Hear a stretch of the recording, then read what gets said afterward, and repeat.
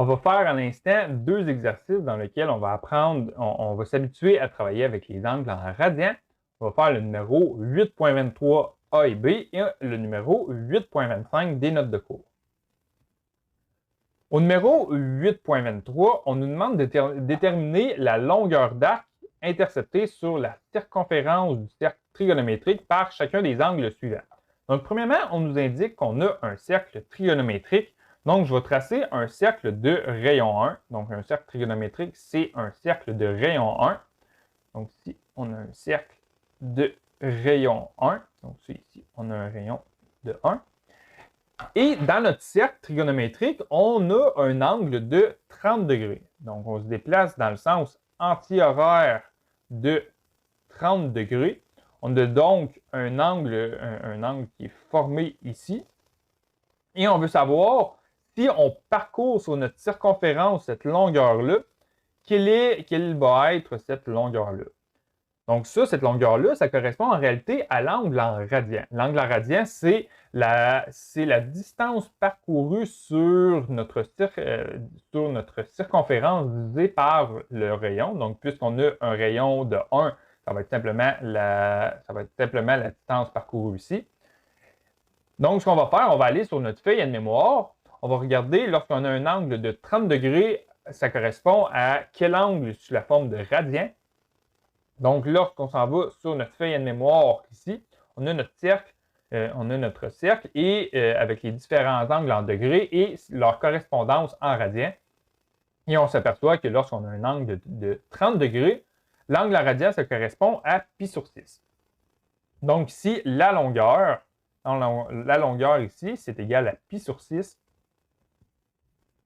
Et si on réécrit cette longueur d'arc-là sous la forme décimale, on a une longueur d'arc qui est environ égale à 0,524 unités. Ensuite, on va faire le numéro B ici. On va se retracer un autre cercle trigonométrique, donc un autre cercle de rayon 1. Donc, on a un cercle ici de rayon 1. Et l'angle, on a un angle de 300 degrés. L'angle de 300 degrés, comment bien le dessiner? On sait que lorsqu'on fait un tour complet sur notre cercle, on va avoir un angle de 360 degrés. Donc, 300 degrés, c'est en réalité un cercle complet, mais il nous manque 60 degrés pour faire un cercle complet. Donc, ça correspond à cet angle-là. Donc, l'angle entre ces deux lignes-là, c'est de 60 degrés. Donc, si on effectue le tour dans le sens anti-horaire, on va avoir un angle de 300 degrés. Donc là, ce qui nous intéresse, c'est la distance parcourue ici sur la circonférence de notre cercle. Encore une fois, on a un rayon qui est égal à 1. Et la longueur ici, on va aller sur notre feuille de mémoire et on va regarder pour 300 degrés à quel angle ça correspond en radian. On a un angle de 5 pi sur 3. Donc, lorsqu'on va ici, on a un angle de 5 pi sur 3. Et ça correspond en valeur décimale à environ égal 5,24. On va ensuite faire un autre numéro. On va faire le numéro 8.25. Au numéro 8.25, ce qu'on nous donne, c'est des coordonnées de certains points qui sont situés sur notre cercle trigonométrique et on cherche à trouver l'angle qui correspond à ces points-là. On nous dit que l'angle doit être contenu entre 0 et 2 pi. Et on sait que les angles en radian sont situés entre 0 et 2 pi. Donc, cet énoncé-là, ce que ça nous dit, c'est qu'on cherche l'angle en radian. Donc, on va débuter premièrement avec le numéro A. On cherche l'angle formé par une coordonnée en x de 1 et une coordonnée en y de 0. Donc, on va retourner sur notre feuille de mémoire et on va regarder ici sur notre cercle trigonométrique. Lorsqu'on est situé en x est égal à 1 et en y est égal à 0, ça correspond à quel angle en radian? Donc, on part de l'origine, on va se déplacer de 1 unité en x, donc on est situé ici, et on se déplace de 0 unité en y. Donc, on a l'angle ici, l'angle de 0 degré. Mais l'angle de 0 degré, c'est également 0 radian. Donc, on a un angle ici qui est égal à 0 radian. Ça, on va avoir un angle de 0 radian.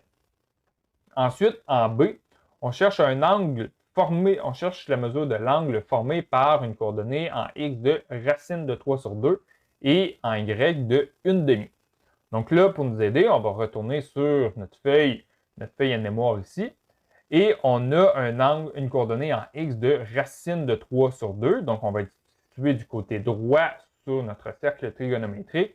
Et en y de 1/2. Donc là, on va monter de 1/2. Donc là, on est dans le premier cadran. Et on détermine alors, on trouve ici qu'on a un angle de pi sur 6. Donc ici, on a un angle de pi sur 6. Ensuite, en C, on cherche l'angle formé par une coordonnée en x de racine de 2 sur 2 en x et en y de moins racine de 2 sur 2. Donc là, on va chercher encore une fois, sur notre cercle trigonométrique, mais pour nous aider à chercher, on sait que la coordonnée en x, elle est positive, donc on va être situé du côté droit sur notre cercle trigonométrique, mais la coordonnée en y, elle est négative, donc on va être dans le bas. Donc on va être à droite de notre cercle et dans le bas. Donc lorsqu'on a notre cercle trigonométrique sous la forme de cadran, on a le cadran 1, 2, 3 et 4. Donc on est situé dans le 4e cadran. Et on trouve donc qu'on a une coordonnée ici en x de moins racine de 2 sur, de racine de 2 sur 2 en x et de moins racine de 2 sur 2 en y.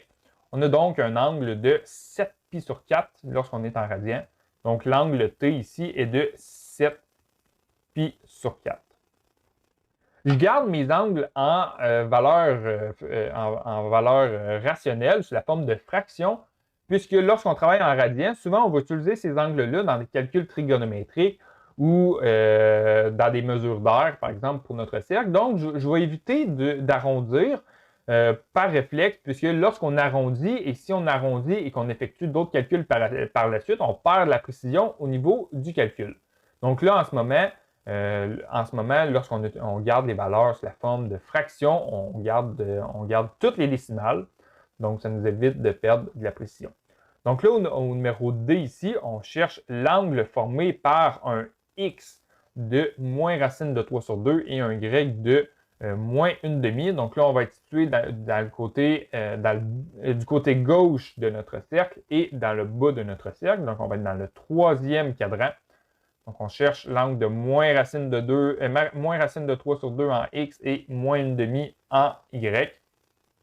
Donc, moins racine de 3 sur 2 et moins 1/2, on va avoir un angle ici de 7 pi sur 6. De 7 pi sur 6. Donc, je vous invite à faire plusieurs exercices comme ça. Plus que vous allez en faire, plus que vous allez vous rappeler de chaque angle correspondant à chacune des coordonnées en x et en y. Il y en a qui sont plus faciles à retenir que d'autres. En E ici, on cherche à trouver l'angle formé par une coordonnée en x de moins 1/2 et une coordonnée en y de moins 3 sur 2. On va trouver un angle de 2 pi sur 3. Et finalement, en F, on cherche à trouver l'angle formé par une coordonnée en x de 0 et une coordonnée en y de 1. Donc là, je vais essayer de le trouver sans même utiliser le cercle trigonométrique. Mais en fait, on va utiliser un cercle trigonométrique, mais sans regarder la réponse sur notre feuille à mémoire. Donc, l'angle formé par une coordonnée en x de 0 et une coordonnée en y de 1. Je vais tracer mon cercle trigonométrique ici. Donc, le point de départ, on est situé ici à l'horizontale. Et là, on a une coordonnée en x de 0 et une coordonnée en y de 1. Donc, on va être situé ici sur notre cercle trigonométrique. Donc là, lorsqu'on est en degrés, on a un angle de 90 degrés, mais on veut savoir en radian, ça correspond à quoi. On sait que si on fait un tour complet sur notre cercle, lorsqu'on fait le tour complet, on va avoir un angle de 2 pi. Mais là, on ne fait pas un tour complet, on fait simplement un quart de tour. Donc, si ici, on a la moitié du tour, tandis que là, on fait le quart. Donc, on va avoir l'angle de 2 pi divisé par 4, puisqu'on fait un quart de cercle. Et 2 pi sur 4, c'est égal à pi sur 2. Donc, l'angle ici formé par la coordonnée en x de 0 et y en 1, y est égal à 1, c'est un angle de pi sur 2.